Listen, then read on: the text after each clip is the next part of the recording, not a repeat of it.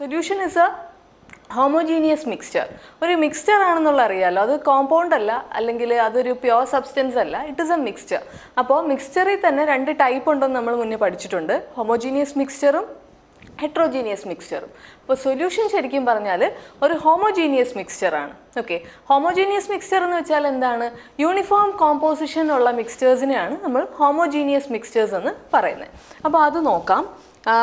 ഇതിനകത്ത് solutions are homogeneous mixtures of 2 or more than 2 components. രണ്ട് കോമ്പോണൻസോ അല്ലെങ്കിൽ രണ്ടിൽ കൂടുതലുള്ള കോമ്പോണൻസോ ഉള്ള ഹോമോജീനിയസ് മിക്സ്ചേഴ്സിനെയാണ് നമ്മൾ എന്തെന്ന് പറയുക? സൊല്യൂഷൻസ് എന്ന് പറയുക. ഓക്കെ, അതുപോലെ ഹോമോജീനിയസ് മിക്സ്ചർ എന്ന് പറഞ്ഞാൽ അവരുടെ കോമ്പോസിഷനും പ്രോപ്പർട്ടീസും, അതായത് ഏതെങ്കിലും ഒരു പെർട്ടിക്കുലർ പ്ലേസിൽ ഒരു കോമ്പോസിഷൻ അല്ലെങ്കിൽ ഒരു പ്രോപ്പർട്ടി അല്ലെങ്കിൽ വേറൊരു പ്രോപ്പർട്ടി അങ്ങനെ മാറില്ല.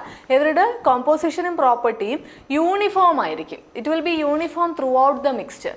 Okay, generally the component that is present in the largest quantity, അങ്ങനെയുള്ളതിൽ ഏറ്റവും ലാർജസ്റ്റ് ക്വാണ്ടിറ്റി ആയിട്ട് പ്രസൻറ്റ് ഉള്ള ആളിനെ നമ്മൾ വിളിക്കുന്നത് സോൾവെൻ്റ് എന്നാണ്. ഓക്കെ, അപ്പോൾ ഒരു സൊല്യൂഷനിൽ മിക്സ്ചർ ആകുമ്പോൾ തന്നെ രണ്ടോ അതിൽ കൂടുതലോ കോമ്പോണൻ്റ് ഉണ്ടാവും എന്നുള്ളത് നമ്മൾ പറഞ്ഞിട്ടുണ്ടായിരുന്നു. അപ്പോൾ അതിനകത്ത് ക്വാണ്ടിറ്റിയിൽ ഏറ്റവും കൂടുതലുള്ള കോമ്പോണൻറ്റിനെ നമ്മൾ സോൾവെൻ്റ് എന്ന് പറയും, കുറവുള്ള കോമ്പോണൻസിനെ അപ്പോൾ എന്തെന്നാ പറയുക? സൊല്യൂട്ട് എന്ന് പറയും. ഓക്കെ, അങ്ങനെയാണ് പറയുന്നത്. The component that is present in the largest quantity is known as solvent and solvent determine. Solvent ആണ് ശരിക്കും പറഞ്ഞാൽ ഏത് ഫിസിക്കൽ സ്റ്റേറ്റിലാണ് സൊല്യൂഷൻ എക്സിസ്റ്റ് ചെയ്യേണ്ടതെന്നുള്ളത് തീരുമാനിക്കുന്നത് solvent ആണ്. Okay, one or more component present in the solution other than the solvent are solute. Solvent പോയിട്ടുള്ള ബാക്കി കോമ്പോണൻസിനെ നമ്മൾ വിളിക്കുന്നത് സൊല്യൂട്ട്സ് എന്നാണ്. ഓക്കെ, ഇനി അങ്ങനെ നോക്കിക്കഴിഞ്ഞാൽ നമുക്ക് സൊല്യൂഷൻ എന്ത് ചെയ്യാം? ക്ലാസിഫൈ ചെയ്യാം. അപ്പോൾ ഇതിനെ ക്ലാസിഫൈ ചെയ്യുമ്പോഴത്തേക്കും ഡിഫറെൻറ്റ് ടൈപ്സ്, നമ്മളിതിനെ നെയിം ചെയ്യുന്നത് എങ്ങനെയാണ്? ഈ സോൾവെൻറ്റിൻ്റെ സ്റ്റേറ്റ് വെച്ചിട്ടാണ് നെയിം ചെയ്യുക. ശ്രദ്ധിച്ചാൽ മനസ്സിലാവും. ഗേഷ്യസ് സൊല്യൂഷൻസ് എന്ന് പറയുമ്പോഴത്തേക്കും അവിടെ സോൾവെൻറ്റ് എന്തായിരിക്കും? ഗ്യാസ് ആയിരിക്കും. കണ്ടോ, ഇതിൻ്റെ സോൾവെൻറ്റിൻ്റെ സ്റ്റേറ്റ് വെച്ചിട്ടാണ് നമ്മളൊരു സൊല്യൂഷന് നെയിം ചെയ്യുന്നത്. അതുപോലെ ലിക്വിഡ് സൊല്യൂഷൻ എന്ന് പറയുമ്പോഴത്തേക്കും അവിടുത്തെ solvent will be A liquid and solid solution എന്ന് പറയുമ്പോൾ solvent will be A solid. Okay, അപ്പോൾ ഗേഷ്യസ് സൊല്യൂഷനിൽ ഫസ്റ്റ് ടൈപ്പ് എന്ന് പറഞ്ഞു കഴിഞ്ഞാൽ gas in gas type of a solution. Okay, gas in gas type of a solution എന്ന് പറഞ്ഞു കഴിഞ്ഞാൽ അതിനകത്തുള്ള രണ്ടും എന്തായിരിക്കും?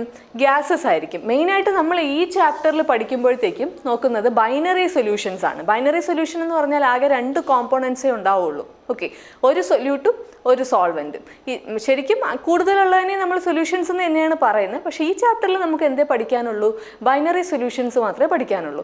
അപ്പോൾ ഇവിടെ gas in gas type of binary solution ഒരു എക്സാമ്പിളായിട്ട് പറയുന്നത് mixture of oxygen and nitrogen gases. Okay, അതായത് അറ്റ്മോസ്ഫിയറിലുള്ളതാണല്ലോ ഓക്സിജനും നൈട്രജനും. നോർമൽ കണ്ടീഷനിൽ രണ്ടും നോൺ റിയാക്റ്റിംഗ് ആണ്.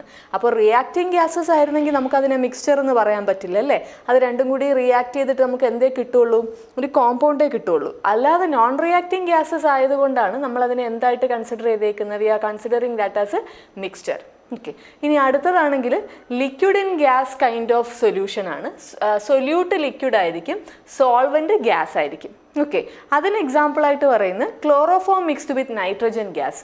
ക്ലോറോഫോമിന് നൈട്രജൻ ഗ്യാസ് ആയിട്ട് മിക്സ് ചെയ്യുമ്പോഴത്തേക്കും കിട്ടുന്നതാണ് ശരിക്കും പറഞ്ഞാൽ liquid in gas type of a solution.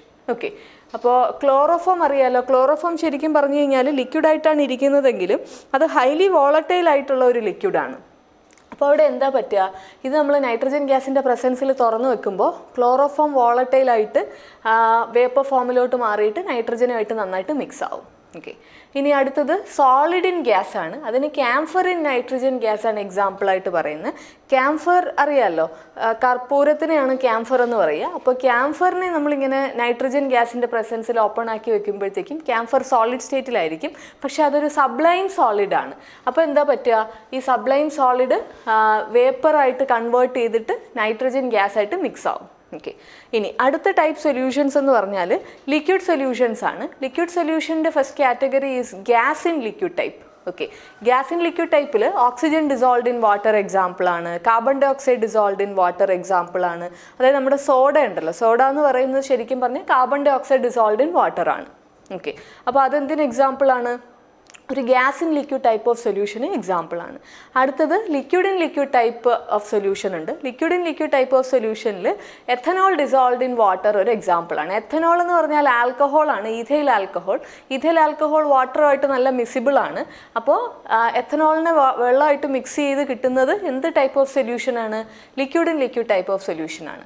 അടുത്ത ടൈപ്പ് എന്ന് പറഞ്ഞാൽ solid in liquid type of സൊല്യൂഷനാണ്. സോളിഡ് പാർട്ടിക്കിൾ, അതായത് salt dissolved in water, glucose dissolved in water, sugar dissolved in water, ഇതൊക്കെ എന്തിന് എക്സാമ്പിൾ ആണ്? Solid in liquid type of സൊല്യൂഷന് example ആണ്. ഓക്കെ, ഇനി അടുത്തത് സോളിഡ് സൊല്യൂഷൻസ് ആണ്. അവിടെ സോൾവെൻ്റ് ആരായിരിക്കും? സോളിഡ് സൊല്യൂഷനിൽ സോളിഡ്സ് ആയിരിക്കും. അപ്പോൾ gas in solid type of solution ആണെങ്കിൽ solution of hydrogen in palladium അതൊരു എക്സാമ്പിളാണ്. നമ്മളിത് പഠിച്ചിട്ടുണ്ട്. അതായത് ഈ നിക്കൽ, പ്ലാറ്റിനം, പലേഡിയം പോലത്തെവരുടെ ഇൻഡസ്ട്രീഷ്യൽ സ്പേസിൽ ആര് കയറിയിരിക്കുമെന്ന്? ഹൈഡ്രജൻ ഇരിക്കുമെന്ന് പറഞ്ഞത്. അപ്പോൾ അത് ശരിക്കും പറഞ്ഞാൽ ഒരു കോമ്പൗണ്ട് അല്ല. എന്താണത്? ഇൻഡസ്ട്രീഷ്യൽ, അതൊരു മിക്സ്ചറായിട്ട് അതിൻ്റെ ഇടയിൽ പോയിട്ട് ഹൈഡ്രജൻ കയറിയിരിക്കുന്നതാണ്. ഓക്കെ, ഹീറ്റ് ചെയ്യുമ്പോൾ എന്ത് ചെയ്യും? ആ സ്പേസിൽ നിന്ന് ഹൈഡ്രജൻ എസ്കേപ്പ് ആവുകയും ചെയ്യും.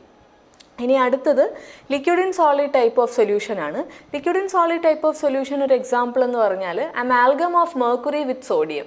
അതായത് മെർക്കുറി ഏതൊരു എലമെൻറ്റുമായിട്ടും ഒരു മിക്സ്ചർ ഫോം ചെയ്ത് കഴിഞ്ഞാൽ, ഓക്കെ, അല്ലെങ്കിൽ ഏതെങ്കിലും മെറ്റലുമായിട്ട് മെർക്കുറി ഫോം ചെയ്യുന്ന അലോയെ പറയുന്ന പേരാണ് അമാൽഗം. ഇപ്പോൾ സിങ്കും മെർക്കുറിയും കൂടിയാണ് ഒരു മിക്സ്ചർ ഫോം ചെയ്യുന്നതെങ്കിൽ നമ്മളതിന് സിങ്ക് അമാൽഗം എന്ന് പറയും. സോഡിയവും മെർക്കുറിയും കൂടിയാണ് ഒരു മിക്സ്ചർ ഫോം ചെയ്യുന്നതെങ്കിൽ നമ്മളതിന് സോഡിയം അമാൽഗം എന്ന് പറയും. അപ്പോൾ അമാൽഗം എന്ന് പറയുന്ന ഒരു വേർഡ് യൂസ് ചെയ്തതിൻ്റെ അർത്ഥം എന്താണ്? Amalgam is an alloy of mercury with any other metal. മെർക്കുറിയും വേറെ ഏതെങ്കിലും ഒരു മെറ്റലുമായിട്ട് ചേർന്നുണ്ടാകുന്ന അലോയാണ് നമ്മൾ എന്തെന്ന് വിളിക്കുക?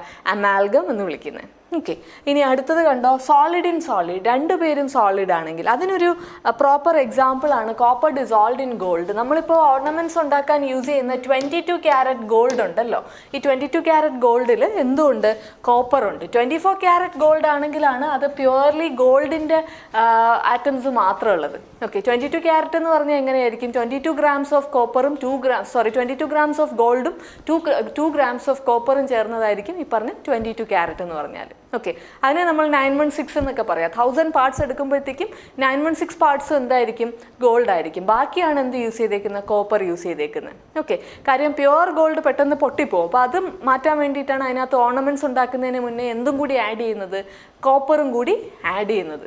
ഓക്കെ, അപ്പോൾ ഇങ്ങനെയാണ് എന്തിന് ക്ലാസിഫൈ ചെയ്തേക്കുന്നത്? സൊല്യൂഷൻസിന് ക്ലാസിഫൈ ചെയ്തേക്കുന്നത്. Gaseous solutions, liquid solutions and solid solutions. അപ്പോൾ 3ആയിട്ട് സൊല്യൂഷൻ എന്ത് ചെയ്തിട്ടുണ്ട്? ക്ലാസിഫൈ ചെയ്തിട്ടുണ്ട്. എക്സാമ്പിൾസ് നോക്കി വെച്ചേക്കുക, ചിലപ്പോൾ ചോദിക്കാം.